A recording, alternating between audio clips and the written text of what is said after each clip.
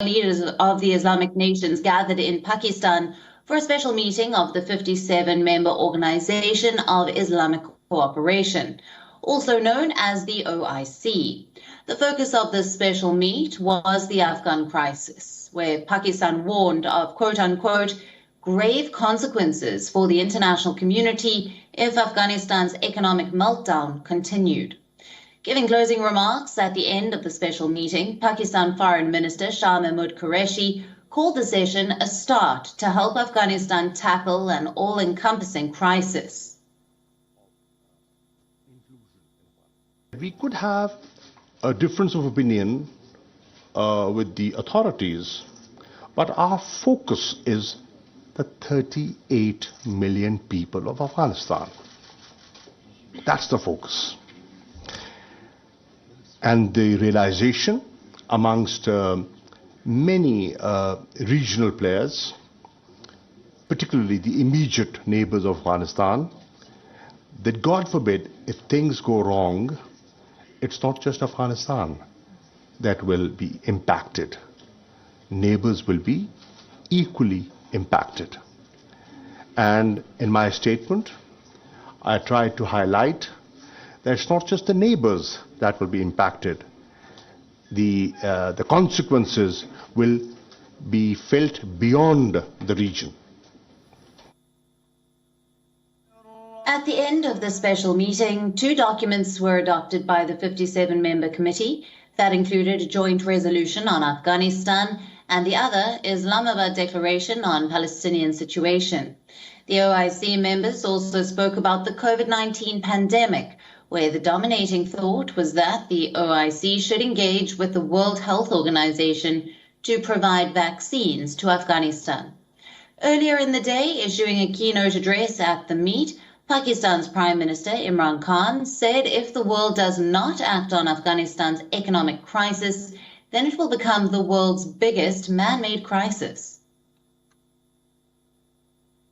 The point is that if the world does not act, this will be the biggest man-made crisis which is unfolding in front of us. And I speak to the United States specifically. They must de-link the Taliban government from the 40 million Afghan citizens. The meeting was attended by Taliban Foreign Minister Amir Khan Muttaqi. Delegates from the United States, China, Russia, European Union, and the United Nations also attended the special discussion. Now, our Pakistan Bureau Chief Anas Malik was present at the press conference where he asked the Pakistan Foreign Minister about the Taliban government's inclusion of all groups and on women's rights. Listen in. The statement made by the acting foreign minister was that we have broadened the base of inclusion in Afghanistan. At the moment, all regions are they're accommodated. We regions, in their view, they've also, in the second expansion, they've also included some other ethnic groups. Obviously, they feel that they are moving in that direction, but the international community feels that they need to do more. They need to do more. So it's not that they are absolute obstinate and there is no movement. There is recognition, there is movement, but they say, let us decide in our own time how to move ahead. On girls' education, yes, they are willing, they have expressed willingness to open up because, they have serious issues of salaries. And they feel they pointed out a number of districts where schools have started functioning, but there are areas where they are not functioning. And there are administrative and there are financial reasons for that. But they feel that the next step forward is expected in March. Nearly all speakers mentioned that the Taliban need to protect the rights of minorities. They also highlighted that Afghan women and girls need to be given the right to work and to education. Speaking at the meet, the Taliban foreign minister said the Taliban government considers human and women rights, as well as participation by all Afghans, their duty, and that recently a very effective decree was announced by the leader of the Islamic Emirate about the rights of women, which shall prove instrumental in giving them their rights. On the sidelines of the meeting, Mutaki, along with his delegation, also met with U.S. Special Envoy to Afghanistan, Thomas West.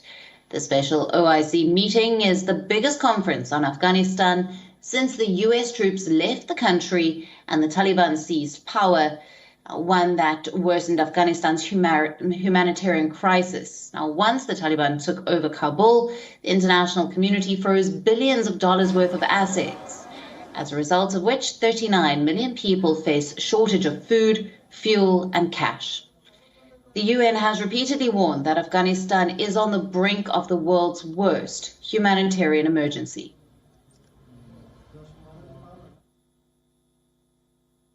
Now, joining us live from Islamabad is our Pakistan Bureau Chief, Anas Malik. Thank you for being with us, Anas. Our former Afghan President Hamid Karzai has slammed Imran Khan over his remarks that the Islamic State threatens Pakistan from Afghanistan. Karzai called it an obvious propaganda against Afghanistan.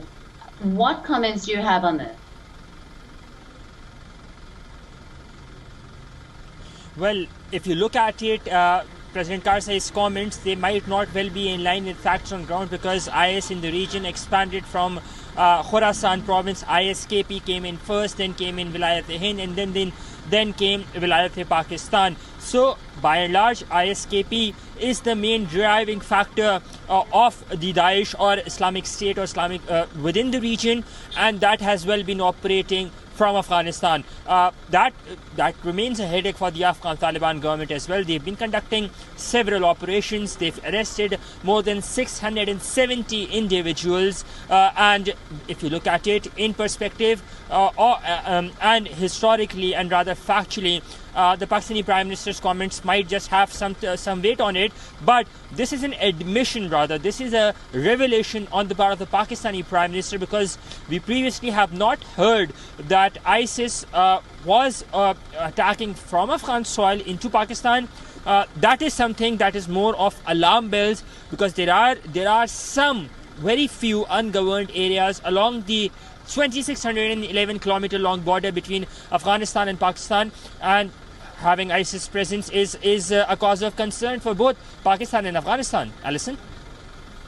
Right, Anas, what were some of the key takeaways from the meeting and any specific announcements that were noteworthy from the following briefing? Well, there are 5 key takeaways from this OIC meeting here in Islamabad. First being that OIC establishing a humanitarian aid relief fund. Second being they're appointing an envoy. Third, that they will be engaging, and there are other key pointers as well. But the key takeaway with regards to this humanitarian aid is that the OIC would be having a focal person. All member organizations would be chipping in. There would be cash flow. There are talks. In fact, rather, there has been agreement in principle between the member states to uplift the economic conditions of Afghanistan, given the cash crunch it is facing. So, therefore, a key meeting. It has some good news for Afghanistan, but whether or not this news remains as news or transpires into actions on ground, only time can tell. Alison? Absolutely, Anas. Thank you for bringing us all the latest coming out of that OIC meet. WION, now available in your country. Download the app now. Get all the news on the move.